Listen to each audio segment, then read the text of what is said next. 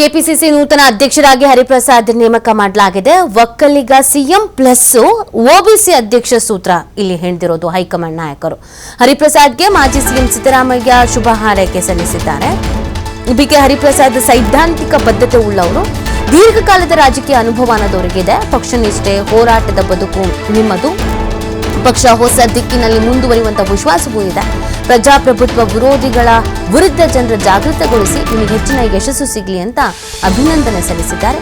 BK Hariprasad ಅವರಿಗೆ ಅಭಿನಂದನೆಯನ್ನು ಸಲ್ಲಿಸಿರೋದು ಅನೇಕರು, ಶಾಸಕರು, ಆಮೇಲೆ ಮಂಕಳ ವೈದ್ಯ, ರವಿ ಗಣಿಗ, ಲಕ್ಷ್ಮೀ ಹೆಬ್ಬಾಳ್ಕರ್ ಅವರು, ಇವರೆಲ್ಲರೂ ಅಭಿನಂದನೆಯನ್ನು ಸಲ್ಲಿಸಿದ್ದಾರೆ.